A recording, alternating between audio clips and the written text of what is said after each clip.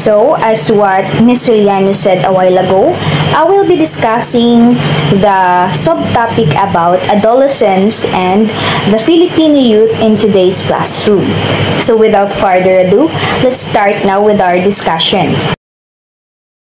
Adolescence. Adolescence, approximately ages 13 to 18, is perhaps one of the most challenging times in the life of an individual and the family.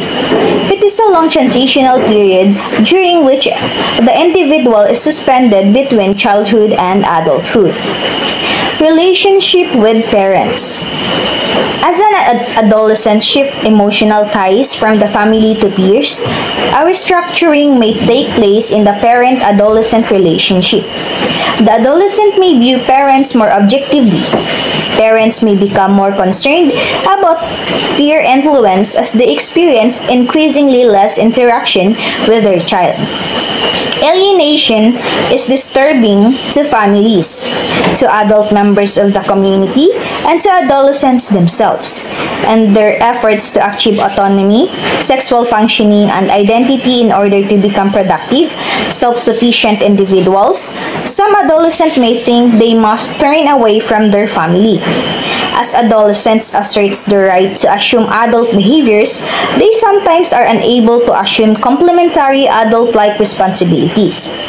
Recognizing these shortcomings, parents are understandably reluctant to grant adolescent adult privileges. This further adds to the alienation. At-risk youth and high-risk behavior. It is important to differentiate between the terms at-risk and high-risk. At-risk youth are those with a disadvantaged living status. This may be due to conditions such as poverty, discrimination, family instability, genetic or constitutional factors, parental neglect or abuse, or major traumatic events.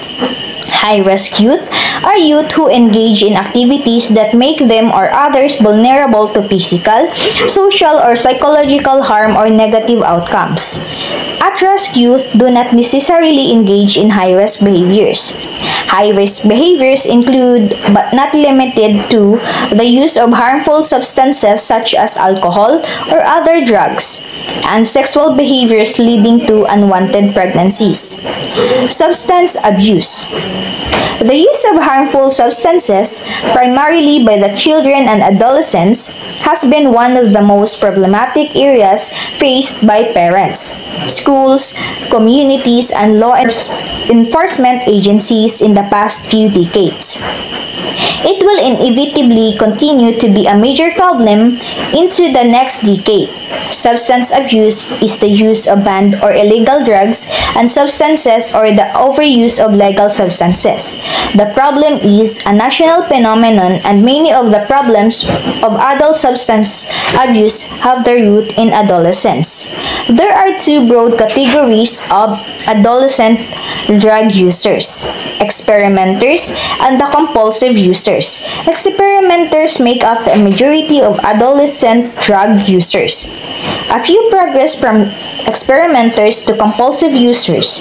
Although most experimenters eventually abandon such use, the possibility of progression to compulsive use is a serious concern of parents and authorities. Recreational users fall somewhere between experimenters and compulsive users. For them, alcohol and marijuana are often the drugs of choice. The National Youth Risk Behavior Survey, or the YRBS, monitors priority health risk behaviors among youth and adulthood. These include use of tobacco, alcohol, and other drugs, as well as sex behavior that contribute to unwanted pregnancy and sexual transmitted diseases, or STD. The 2014 YRBS provided disturbing statistics for students in grade 9 to 12. 15.7% smoked and 8.8% used smokeless tobacco. 34.9% had at least one drink of alcohol, and 23.4% used marijuana. 5.6% cocaine, 2.2% heroin, 8.9% inhalants, example, glue, spray, 7.1% hallucinogenic drugs, example, LSD, acid, and PCP, 6% ecstasy, and 3.2% steroids without perceptions. The table shown the warning signs of possible substance abuse. These are the bloodshot eyes, dysfunctional speech, significant weight loss or gain, burns on fingers from marijuana joints, lack of attention to appearance or hygiene, frequent illness, truancy and declining quality of schoolwork, increased secrecy about possessions or activities, use odd incense, room deodorant, perfume to hide smoke or chemical odors, subtitle changes in conversation with friends, more secretive using code language, secretive phone calls, changes in relationship with friends and family members. Adolescent sexual behaviors.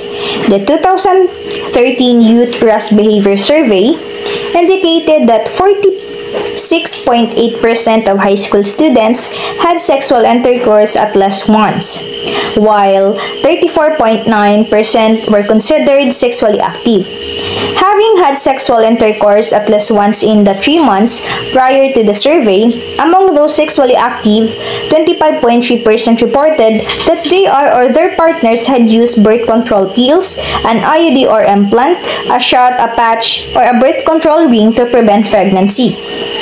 An additional 59.1% reported that they had used condoms.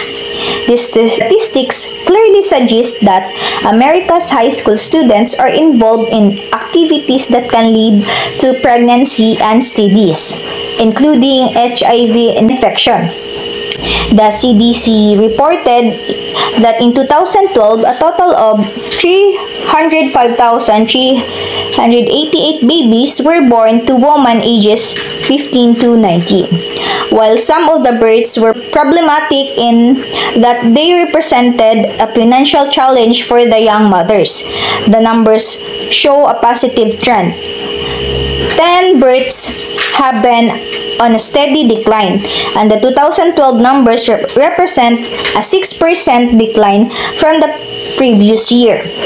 Johnson, Moshal, Hall, and Golnick 2014 suggested that poverty appears to be the most important factor contributing to teen pregnancy. In 2013, in the United States, 2,440 individuals ages 15 to 19 were diagnosed with HIV infections, and another 548,032 were diagnosed with chlamydia, gonorrhea, or syphilis. Although there has been a decline in STDs, the rate in the United States remained much higher than the rates in Canada and Western Europe. As many as 20% of teenagers have been engaging is a disturbing practice referred to as sexting, which involves the sending of sexual explicit messages or even of nude or semi-nude pictures from the cell phones to cell phones or other means of communication. It typically involves sending a picture to a boyfriend or girlfriend.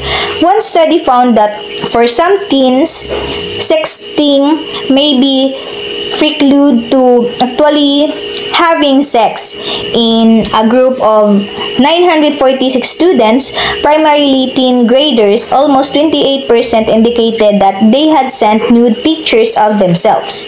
Other high-risk behaviors.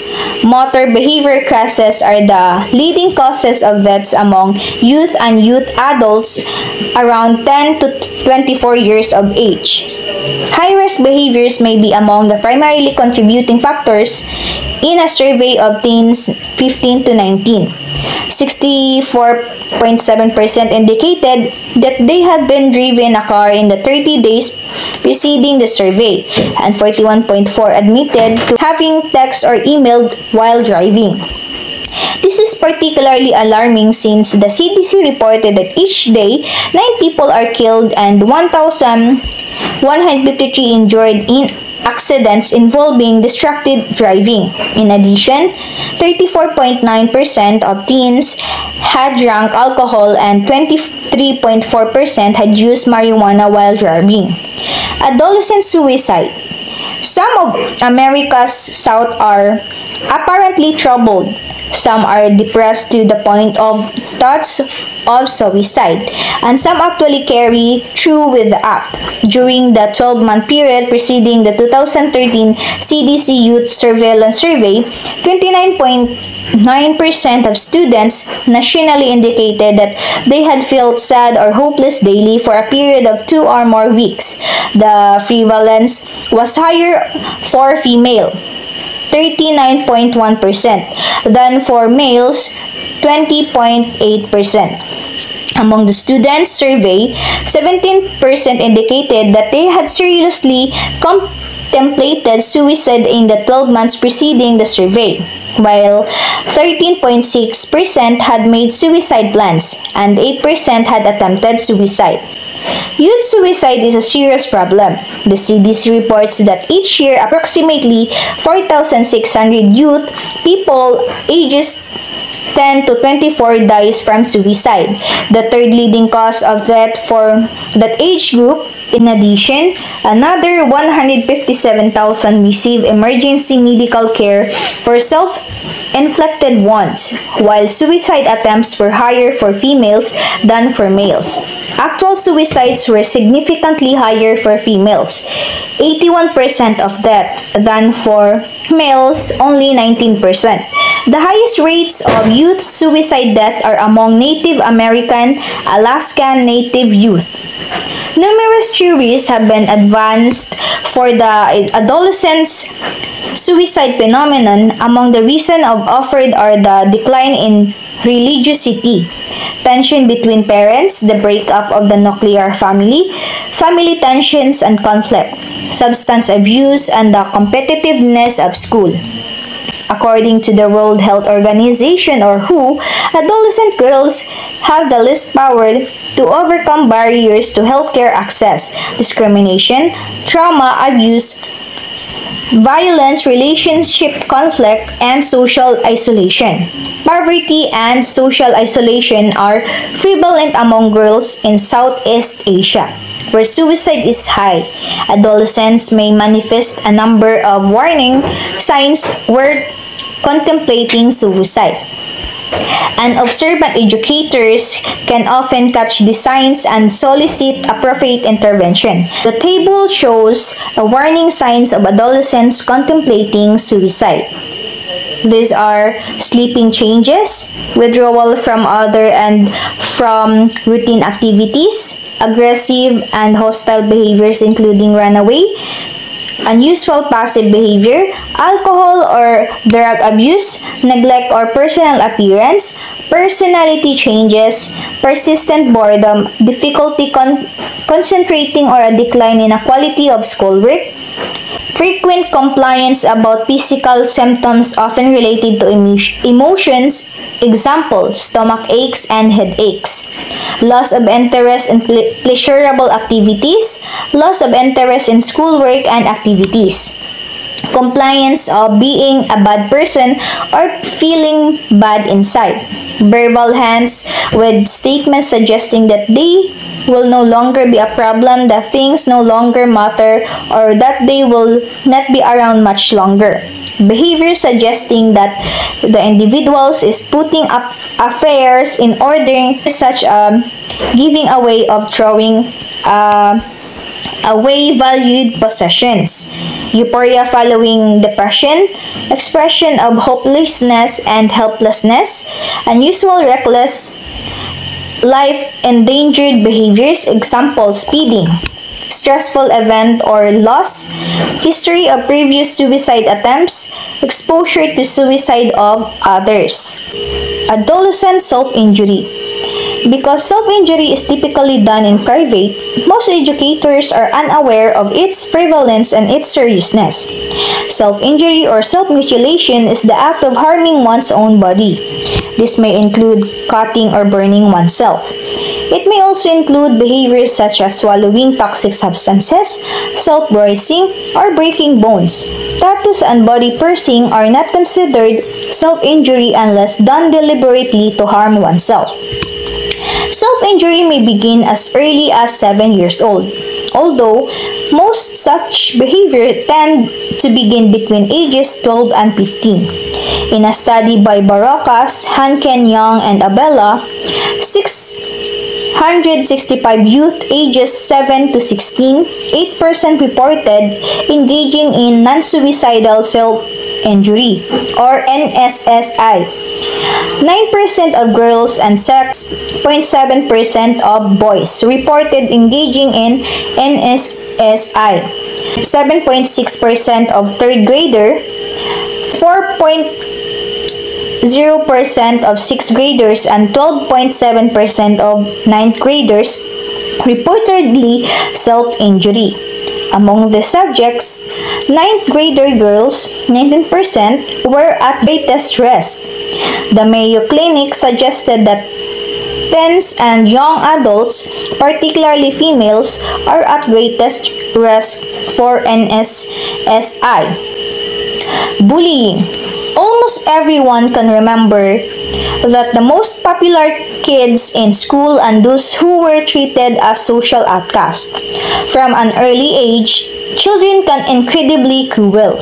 Bullying may include teasing, taunting, verbal abuse, shoving, hitting, spreading rumors, or deliberately excluding someone. Bullying by peers can have serious long-term consequences for young children.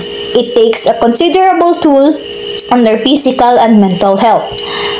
According to Khan 2014, an estimated 19.6% of high school students reported being bullied on school property in 2013, with a higher prevalence among females with a percent of 23.7 than males with a percent of 15.6. Nationally, 14.8% of students reported being electronically bullied through emails, text, chat rooms, instant messaging, and websites. Females, 21% were victimized electronically to a greater extent than males with a percent of 8.5%. One of the most notorious cases of bullying involved PB Prince, a 15-year-old who immigrated from Ireland to South Hadley. Massacred with her mother and siblings in the fall of 2009, Prince was bullied by students in her school for months. She was reportedly called a whore and an Irish slut on Twitter, Facebook, and other forms of social media. She was threatened and harassed in the school hallways and library. In January 2010, an empty drink can was thrown at her from a car while she was walked from school. She continued walking home, where she hanged herself. Her tormentors then used Facebook to mock her death. They told police investigator that they had nothing to do with Prince's death and then went back to school, where they allegedly continued to mock her. The case drew international media attention to bullying in American schools. Eventually, 5 of Prince's tormentors were charged, found guilty, and received probation and community service. In 2011, there was shocking suicide of a young Canadian and a New York teen, 11-year-old Mitchell Wilson, of Ontario, Canada, suffocated himself after being beaten and bullied. Wilson suffered with muscular dystrophy while he was allegedly beaten to get a cell phone. His father indicated that he was bullied as well as because of his disability, and he became extremely fearful of going outside the home and the school. Youth violence. Violence is one of the greatest problems facing youth Americans today. Although the violent crime rate in the United States was declined in recent years, this trend was not been evident in the juvenile violent crime rate. A 2013 survey found that 17.9% of students nationally had carried weapons, example, guns, knife, and club. In the 30 days prior to the survey of that group, 5.5% indicated that they had carried a gun at least one day. In that same survey, 5.6% had carried a weapon onto school property.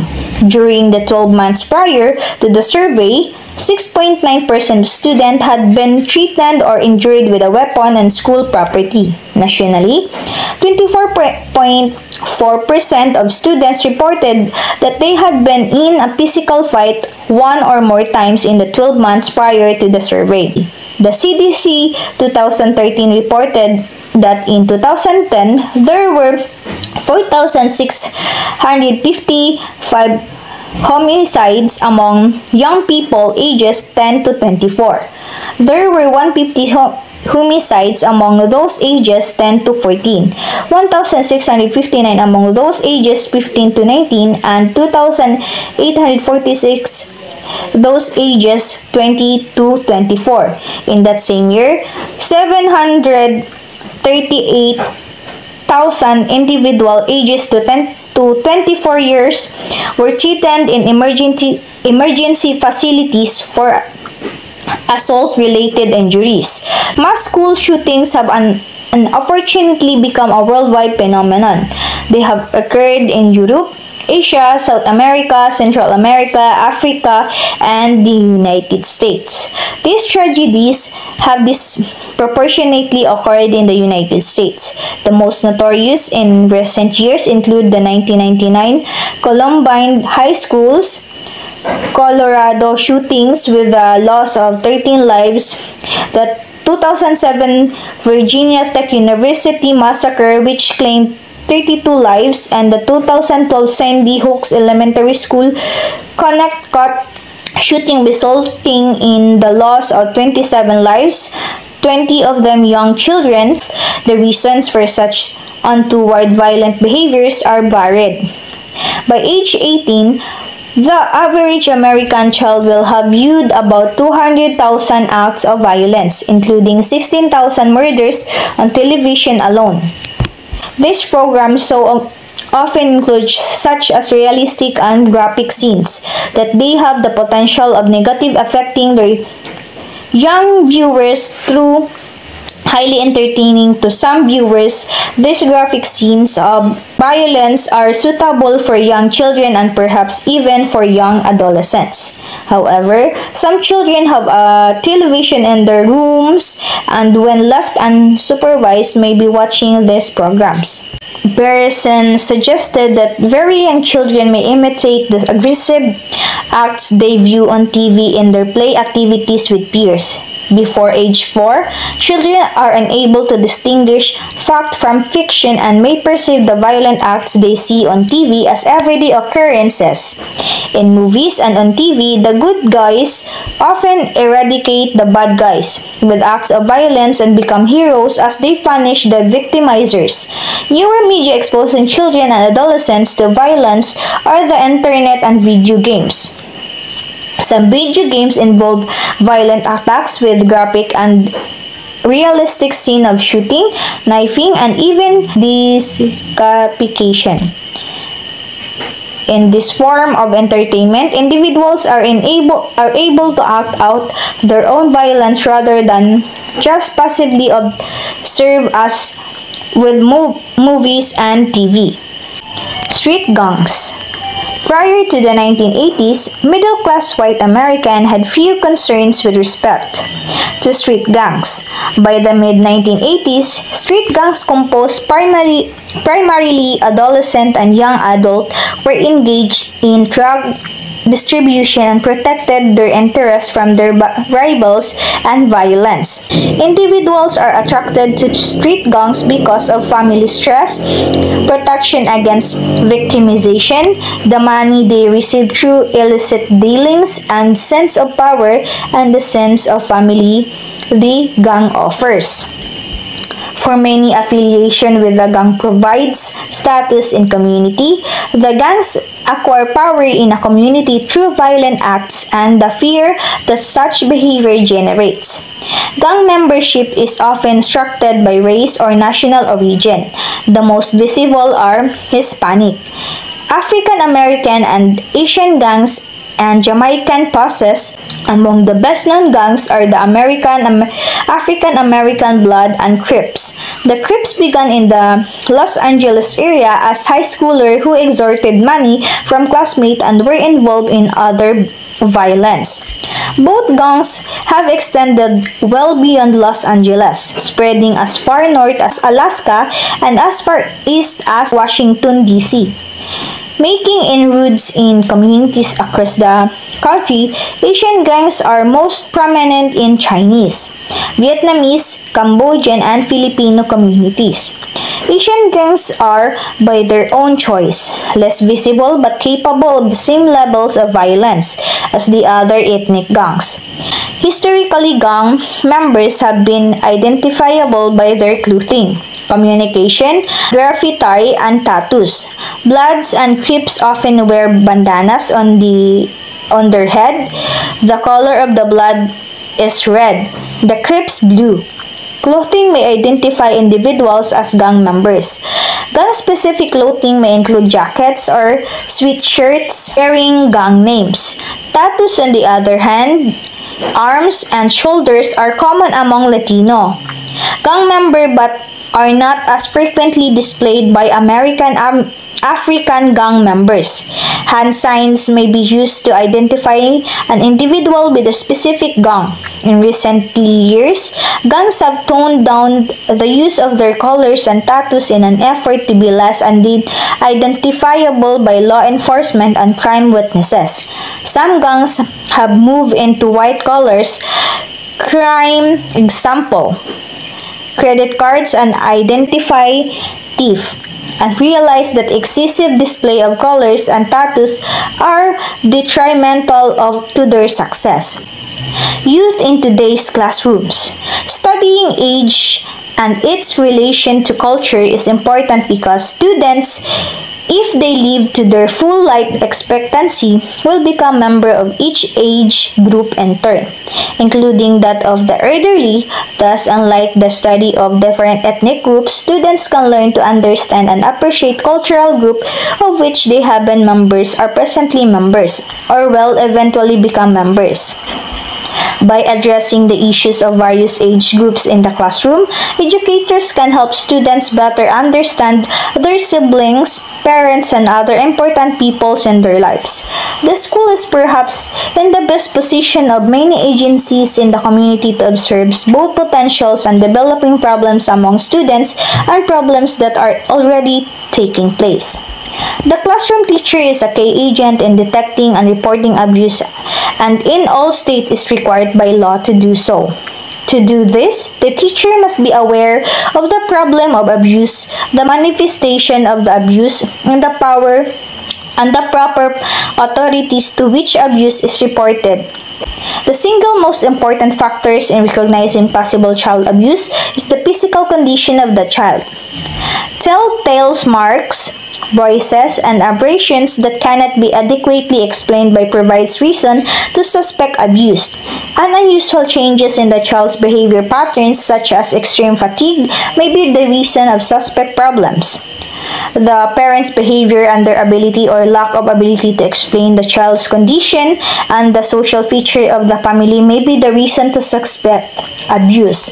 Although physical abuse or neglect may tend to have observable indicators, sexual abuse may occur with few, if any, obvious indicators. School-based programs are critically in reaching youth before they engage in risky behaviors. Topics such as HIV, STDs, unattended pregnancies, and tobacco and other drug abuses should be integrated into the curriculum and should be an ongoing program for all K-12 students. The development of this program should be done carefully and should take into consideration parental and community values.